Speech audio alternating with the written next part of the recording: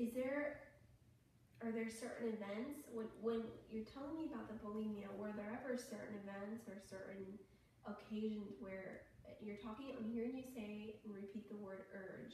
Where does that urge come from? Or it started with I really liked this guy okay. in my class, and I just thought maybe I wasn't thin enough for him, or he would like me if I was thinner.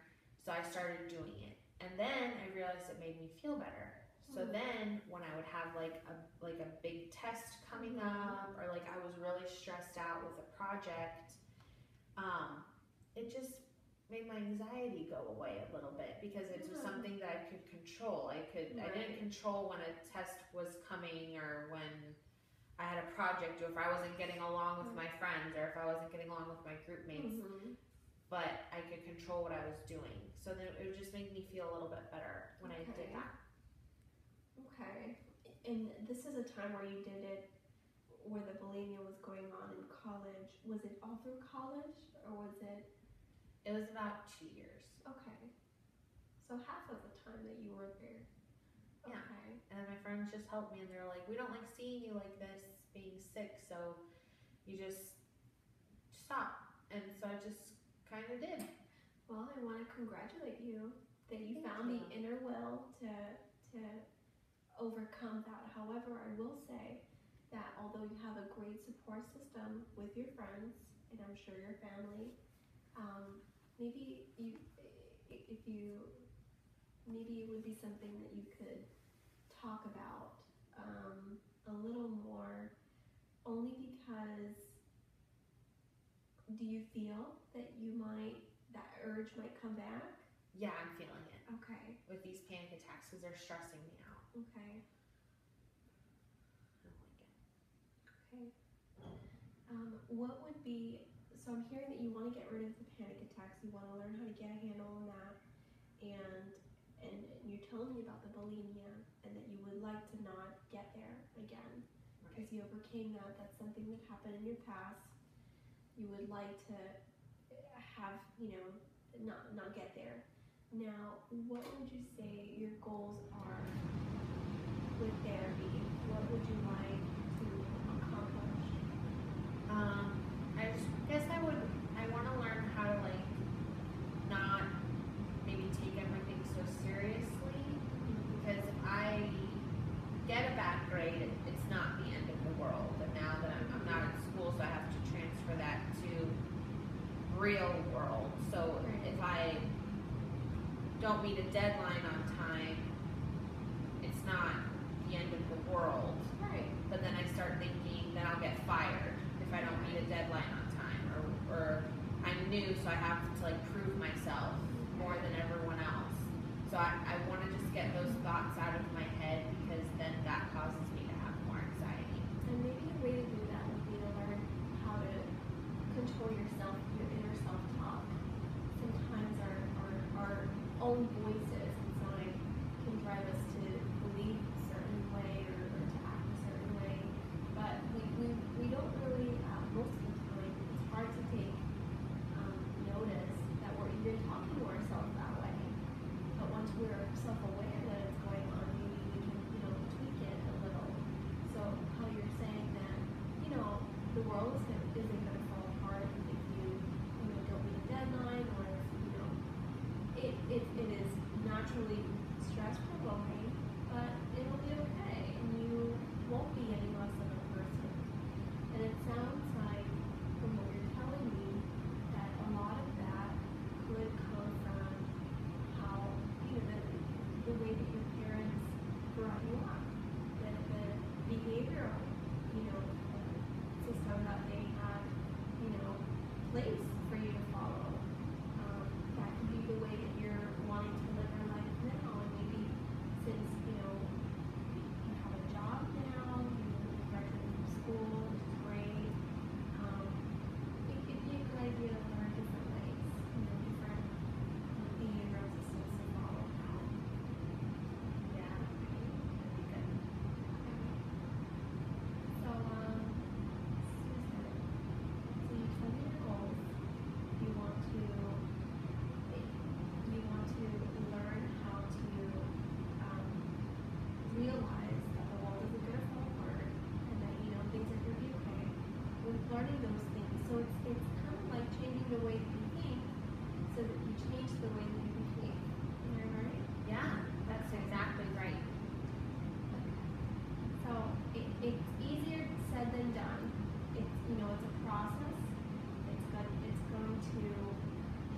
we're really going to have to look into where your thinking is coming from in order to pull it apart and then retrain your brain to then think a certain way so that your behavior can be different. And then maybe this way we'll get a better control of your anxiety. You could also look at ways on how to, different techniques, maybe, different, I believe you can do different, we can talk about different tips, or we can talk about relaxation techniques, controlling your breathing. A panic attack may come up, and it's important for you to know and have the tools to, what to do when you come up. Maybe this will give you some control. So that might be, something that you could like. Yeah. I'm willing to try anything at this point because I don't like going to the emergency room. I don't like having my parents worried. Right. I don't like having to worry, and I don't like feeling like any little thing can trigger the panic attack. So I guess that's another goal is like I like to retrain your brain and think. I don't like having to think ahead like 12 steps of like, well, if I do this, then this could happen, or this could happen, or this could happen, because then I start getting flustered. And a lot of that anxiety is coming from fear, and so we have to think about and pull apart what are we fearful of. What if something does happen?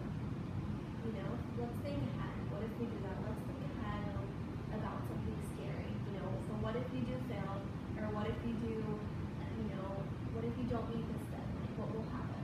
And then maybe we can face the fear, and then talk about it, talk through it, and then you can go through what your fear, and we can talk it out, and then once you're done, get it out of your system, we can talk about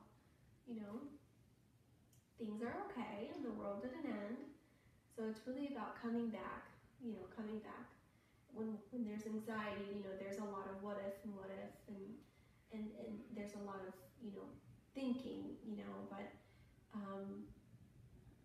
if we can just bring it in and be grounded and just know that things will be okay. I think that might anchor you and that might help. What do you think? I think so. Yeah. And I don't want to be on any medication or anything like that. I'm not willing to try any of that. Okay. So I like the way that this is going, and I feel calmer talking to you. Okay, I'm glad. Thank you for that, because I just get anxious a lot. Yeah, we will, and we're gonna go through. We're gonna try a lot of things. And like I said, this is going to be, a long-term process. We're going to accomplish small goals to eventually get to our big goals. Our big goals sound like where you want to have control of these panic attacks. They're controlling your life right now. Are you fearful of going anywhere, or do they happen at certain places or with certain people? No, they usually just happen at work. Okay.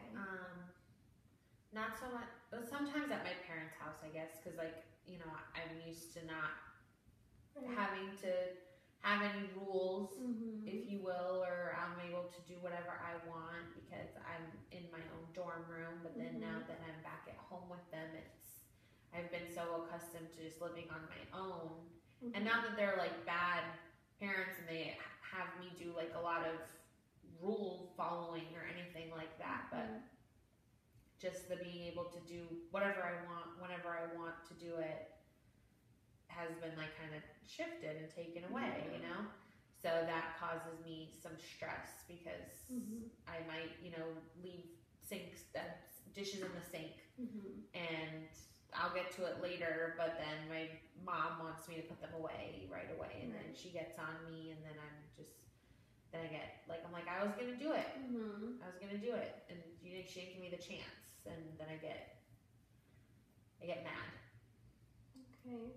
I'm like, if I was back in my own place, I could just do it when I wanted, and not have to get yelled at for it. What's the relationship relationship like between you and your parents right now? Really good. I mean, maybe they're like babying me more just because Okay. I'm having like all these issues. Mm-hmm. And I mean, I'm the only child, Mm-hmm. so I'm used to being babied. Okay. But now it's like a different babying. It's not because I'm the only child, it's because of like health concerns, and obviously they don't want me to feel stressed or be upset about other things. But yeah, I mean, I would say it's good. I just, the kid gloves are back on, I feel like. Okay. And it's like, on one hand, I want to be like strong and independent, and I am in some ways, but then back at home, they're back to babying me, and it's like, no, I don't want to be babied. Just, you know, let me be independent, but then I can't. How's the communication between you and them on that, on your idea of being independent and? Well, I think they like want me to be independent, but they still, since I'm the only child and I'm a girl and I'm come from a Hispanic background, they just want to like protect me, and I want that to be protected, but it's also like, just let me be, you're kind of smothering me. Okay.